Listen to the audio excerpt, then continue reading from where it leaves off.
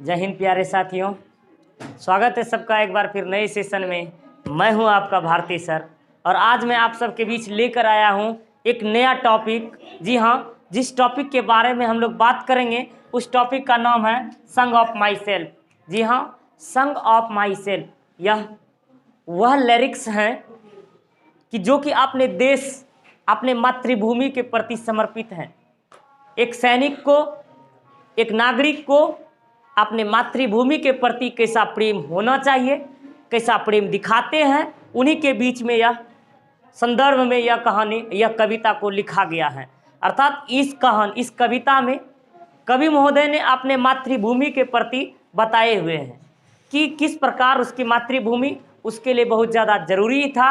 अर्थात वह जन्म ले करके उस मातृभूमि के प्रति जो है ना अपना भाव प्रकट करते हैं, किस प्रकार का था यह जो है। हम लोग जिस पाठ के बारे में बात कर रहे हैं, इसके कवि महोदय जी जो हैं वाल्ट व्हिटमैन जी हैं। वाल्ट व्हिटमैन, जी हाँ, संग ऑफ माई सेल्फ की विधा जो है एक लिरिक्स है। लिरिक्स कहने का आशय हुआ कि यह एक गाने योग्य एक सॉन्ग है। ये खुद के द्वारा कहता है कि खुद में गीत गाओ, खुद के लिए गीत गाओ, खुद में ही गाओ, दुनिया से कोई फर्क नहीं। दुनिया क्या कहती है ये कोई फर्क नहीं पड़ता। तो कहते हैं कि लिरिक्स में से इसमें बताया गया खुद के गीत को गाने के लिए, अर्थात संग ऑफ माई सेल्फ, अर्थात खुद के द्वारा गाया गया गीत या खुद के लिए गीत। कहते हैं song of my self is a poem composed by Walt Whitman. Song of my self क्या है? एक पोएम है, लिरिकल पोएम है, जो कि किसके द्वारा लिखा गया है? वाल्ट व्हिटमैन के द्वारा लिखा गया है। किसके द्वारा? वाल्ट व्हिटमैन के द्वारा लिखा गया है। He was born on 1819 in America. उसका जन्म जो है 1819 ईस्वी में अमेरिका में हुआ था। अर्थात यह जो है एक अमेरिकन पोइट है। He was born on 1819 in America and he is known the popular poets in America. कहते हैं उसको जो है पॉपुलर, अमेरिका का सुप्रसिद्ध कवियों में से विख्यात है, सुप्रसिद्ध कवियों में से मतलब कि यह विख्यात और प्रख्यात है। तो यह जो था वाल्ट व्हिटमैन, यह जो वाल्ट व्हिटमैन है, वाल्ट व्हिटमैन अपने समय में बहुत ही पॉपुलर कवियों में से शुमार थे। वाल्ट व्हिटमैन जो था अपने समय में बहुत ही पॉपुलर कवियों में शुमार था। इसने अपने जीवन काल में बहुत सारे कविताओं कहानियों की रचना किया, बहुत सारे कविताओं कहानियों की रचना की इन्होंने। जैसे कि इसमें 1819 में इसका जन्म हुआ, 1892 में इसका मृत्यु हो गया। अर्थात 1819 में जन्म हुआ और 1892 ईस्वी में इसका मृत्यु हो गया। और यह अमेरिकन कवि में शुमार थे और बेशुमार थे। फिर इसका जैसे कि हम लोग इसको people's poets, American poets, carpenter, teacher, editor, इन सभी क्षेत्र में इसको हम लोग जानते हैं और इन सभी क्षेत्र में इसका विख्यात और ख्याति प्राप्त रह चुकी है। और इसके हम लोग फेमस कलेक्शन की बात करते हैं वाल्ट व्हिटमैन में। लीव्स ऑफ ग्रास जो है वाल्ट व्हिटमैन की जीवनी के बारे में, कि इसका जो फेमस कलेक्शन था कि लीव्स ऑफ ग्रास था, जो कि यह बहुत ही पोएम्स, अच्छी पोएम्स था। लीव्स ऑफ ग्रास जो कि फेमस हैं इसका। और वाल्ट व्हिटमैन जो है ना बहुत तरह के वर्क को करते थे वाल्ट व्हिटमैन। और जब इसके समरी में खुद के द्वारा कहते हैं कि अमेरिका की मिट्टी में जन्म लेकर के ये अपने आप को गर्वान्वित महसूस करता है।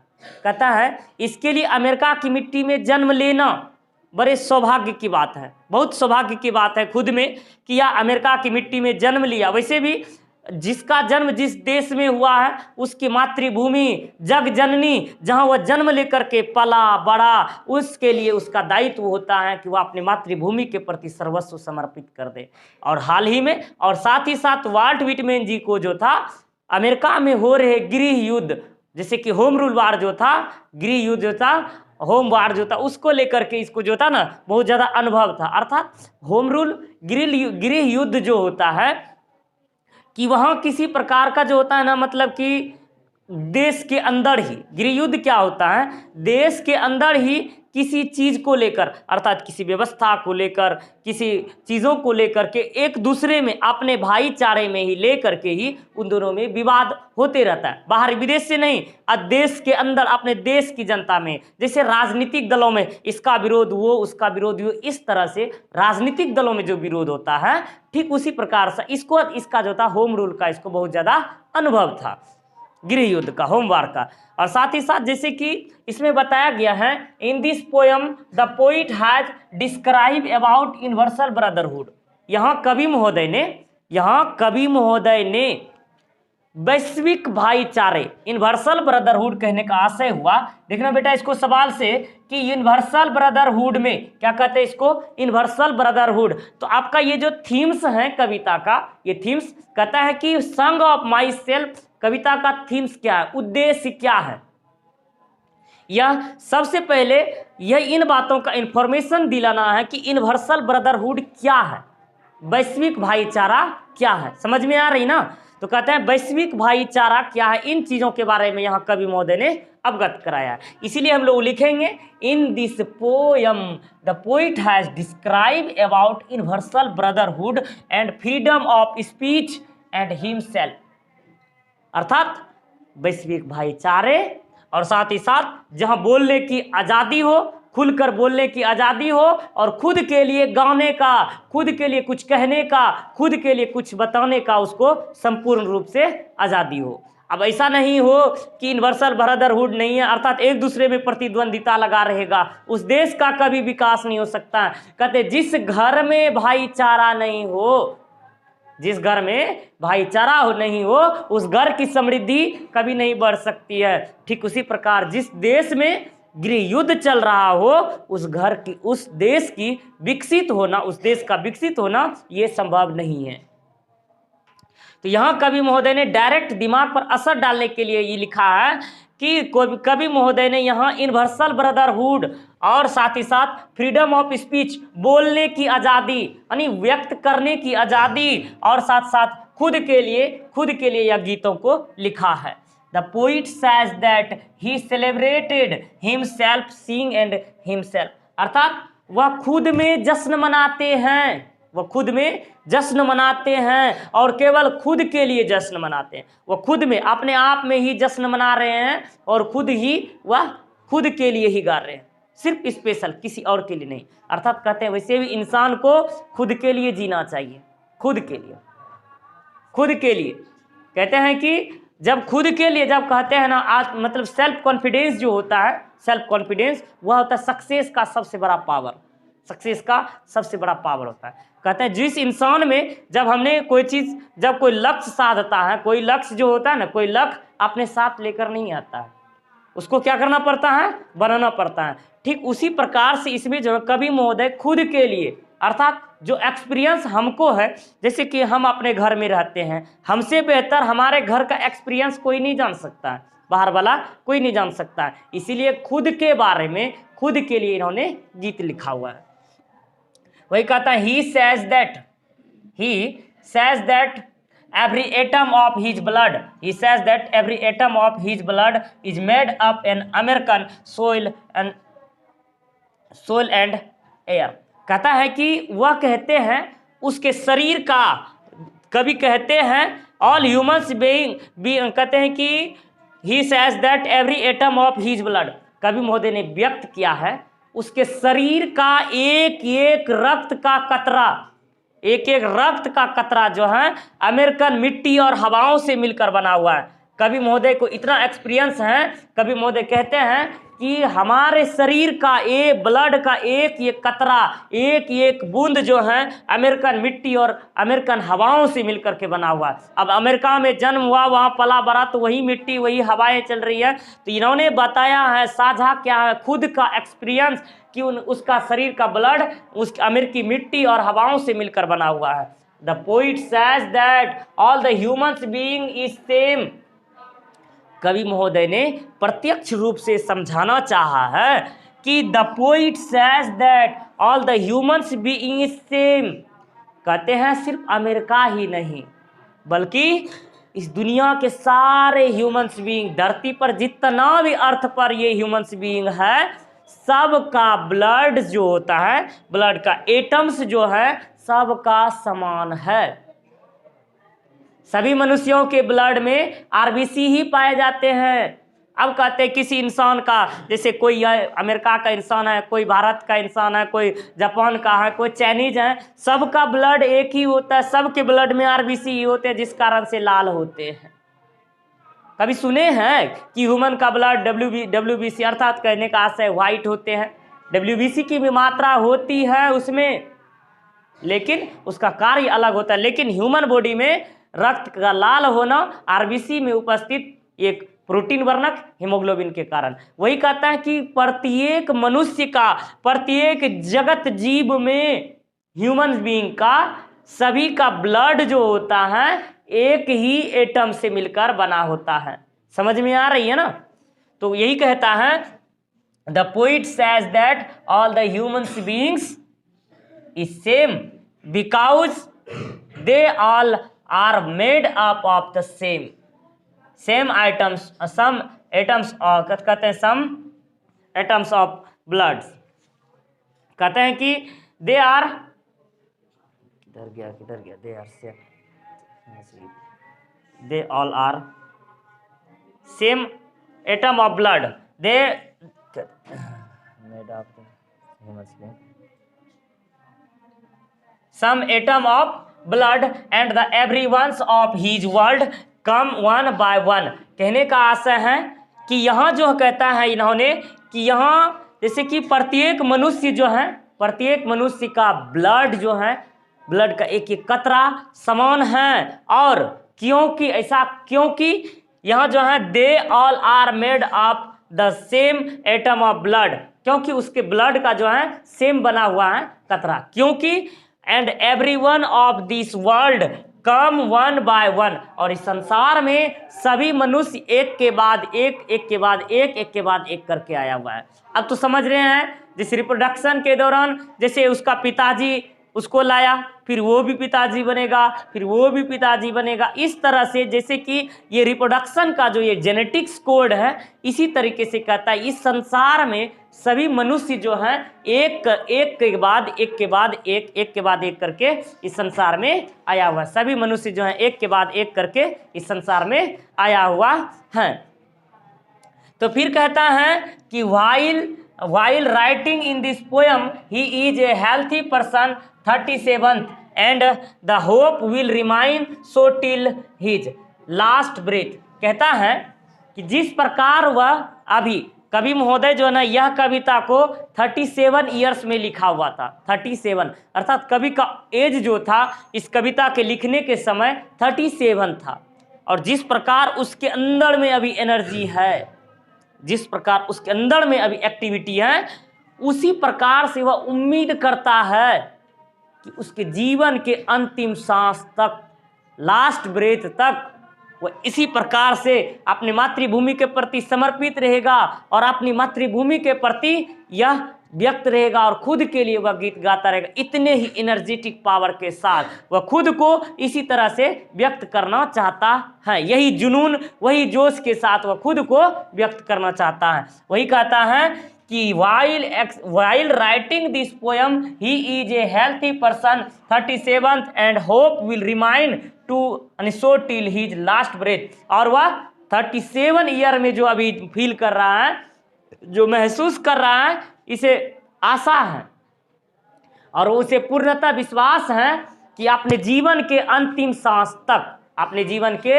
अंतिम सांस तक वह इसी एनर्जी के साथ, इसी स्वास्थ्य भर, इसी जोश के साथ वह बिताएगा अपने अमेरिकन सोइल यानी अमेरिका के धरती और उसके मिट्टी के प्रति इसी प्रकार का भाव समर्पण रखेगा। फिर कहते हैं he accepted talk life is not a bed of rose so he is ready at every dangers। कहते हैं वह स्वीकार करते हैं कि जीवन जो होता है गुलाब के फूल का बिस्तर नहीं होता है। कहते हैं जीवन जो होता है, ध्यान से सुनना बेटा, बड़ा ये मेन हेडलाइन है, इसको हेडलाइन करेंगे। इसका कहना है कि किस कवि के अनुसार से कि जीवन जो होता है गुलाब फूल का बिस्तर नहीं होता है। किस कवि ने कहा है? ये पंक्ति आपको चुना जा सकता है कि which poets has called life is not a bed of rose, life is not a bed of rose। तो इसका आंसर हो जाएगा वाल्ट विटमैन।